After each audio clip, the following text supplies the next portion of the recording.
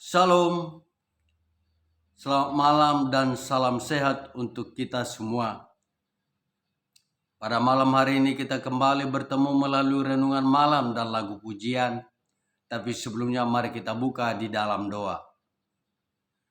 Bapa kami yang bertata di kerajaan surga, pada malam hari ini ya Tuhan, kembali kami mengucap syukur dan memuji nama-Mu atas penyertaan Tuhan kepada kami semua, sehingga kami dalam keadaan sehat dan bersuka cita.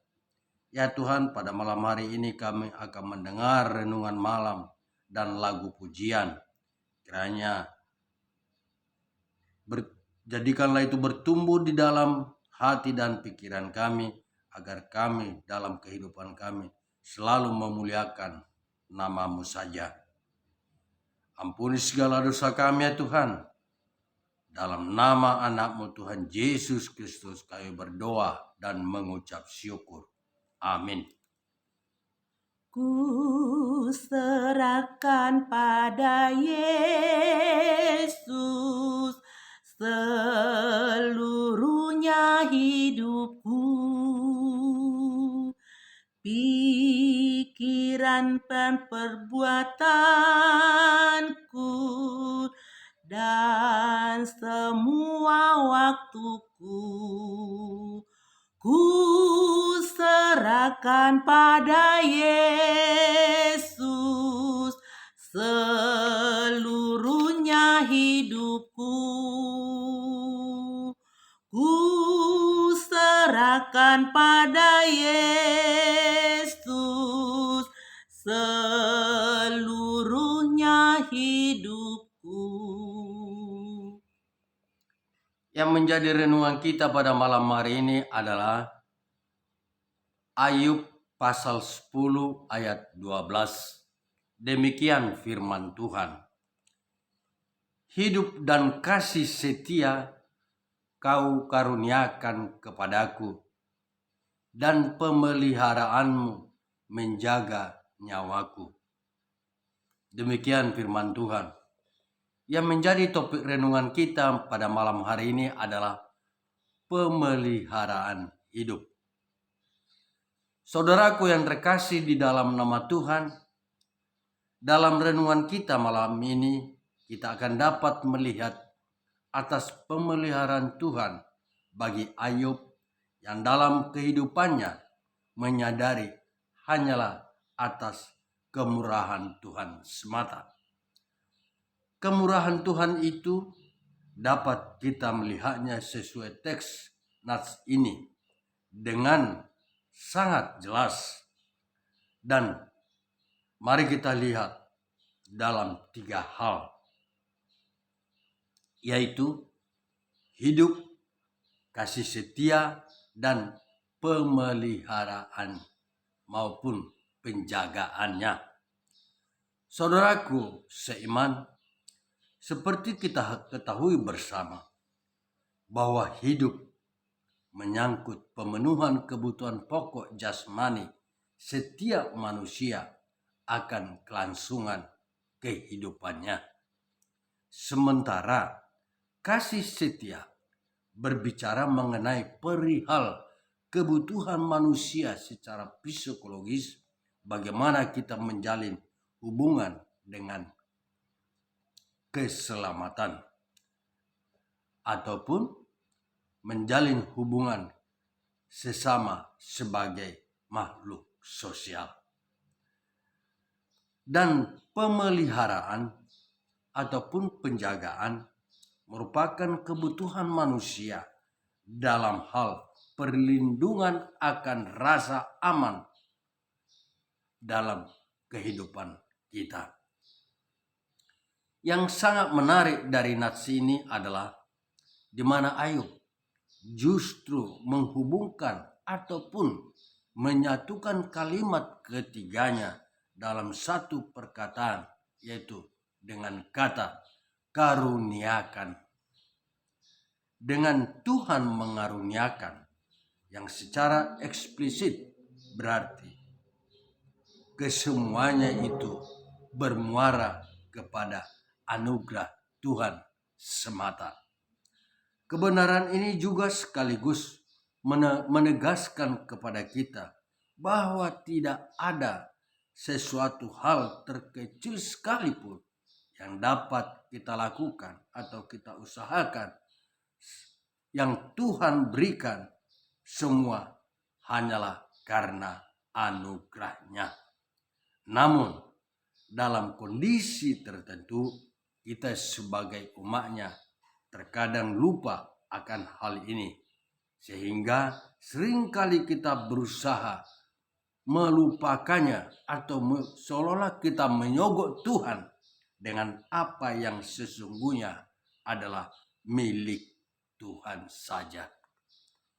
Memiliki cara pandang seperti Ayub sangatlah penting, karena dengan cara pandang demikian pula lah kita akan mampu menghadapi berbagai pergumulan badai kehidupan kita ini.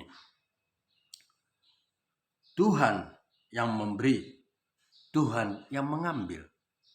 Terpujilah nama Tuhan. Mari kita lihat dalam Ayub pasal 1 ayat 21. Hanya dengan memahami bahwa segala sesuatu yang kita miliki adalah anugerah Tuhan, maka kita akan dapat mengerti dari yang dikatakan Ayub, yaitu pertama adalah kita adalah orang-orang yang berhutang, maka tidak ada alasan untuk tidak mempersembahkan hidup hanya untuk kemuliaan Tuhan. Kedua, kehidupan kita adalah kehidupan yang bergantung pada anugerah dan pemberian Allah. Maka tidak ada alasan untuk tidak bersyukur atas anugerah dan pemberiannya. Ketiga, karena segala sesuatu yang kita miliki adalah milik Tuhan, maka ketika Ia memintanya, tidak ada alasan untuk kita menahannya. Keempat, Allah yang kita sembah adalah Allah yang memahami apa yang menjadi kebutuhan hidup kita. Sekali lagi, Allah yang kita sembah adalah Allah yang memahami kebutuhan hidup kita. Baik kebutuhan jasmani, kebutuhan akan kasih, perlindungan, dan keselamatan. Ia sangat memahaminya. Itu sebabnya nas renungan kita malam ini tidak mengatakan bahwa Ayub meminta, namun Ayub menyadari bahwa semuanya itu Kau karuniakan, dikaruniakan oleh Tuhan sendiri. Tuhan tahu kebutuhan anak-anaknya, dan Ia tidak pernah membiarkan kita hidup terlantar tanpa pengharapan. Maka Ia mengaruniakan segala sesuatu kepada kita, terlebih karunia keselamatan di dalam anak-Nya. Maka kita sebagai orang-orang yang berhutang tidak memiliki hak untuk menuntut. Sebaliknya, kita hanya dapat mengucap syukur atas anugerah Tuhan itu sendiri. Saudaraku yang saya banggakan, dengan mengetahui bahwa hidup yang saat ini boleh kita jalani adalah pemberian Tuhan yang harus kita pertanggungjawabkan, maka kita akan lebih menghargai hidup kita. Kalau sampai saat ini pun nyawa kita masih terpelihara dan terjaga dengan aman adalah karena pemeliharaan Tuhan. Pemeliharaan Tuhan atas nyawa kita bukanlah supaya ada kesempatan bagi kita untuk berbuat yang tidak sesuai dengan firman-Nya ataupun berbuat dosa dengan memuaskan hawa nafsu dan keinginan daging. Sebaliknya, Tuhan memelihara nyawa kita adalah supaya kita ada kesempatan untuk melakukan perbuatan-perbuatan yang baik. Hidup dan pemeliharaan Tuhan adalah waktu dan kesempatan untuk tanggung jawab membuat hidup berharga dan berguna bagi kita sesama dan istimewa bagi Tuhan. Rasul Paulus mengatakan, jika aku hidup, bagiku hidup memberi buah. Karena itu layaklah kita memuliakan Tuhan atas kasih karunia-Nya yang diberikannya kepada kita. Amin. Tuhan memberkati. Syukur padamu ya Tuhan, Kau selamatkan jiwaku. Namamu kan ku agungkan selama ada nafasku.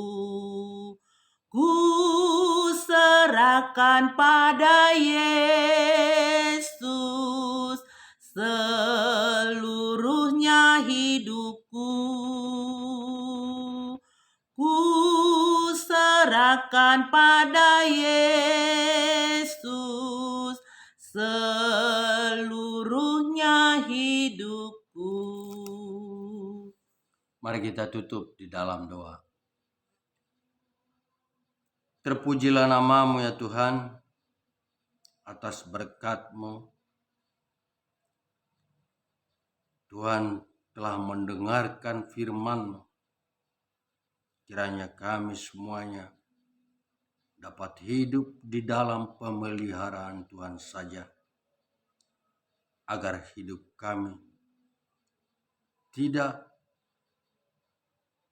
melanggar hukum dan kami selalu hidup sesuai dengan firman-Mu untuk kemuliaan-Mu saja. Malam hari ini ya Tuhan, kami akan beristirahat. Tuhanlah yang menjagai kami.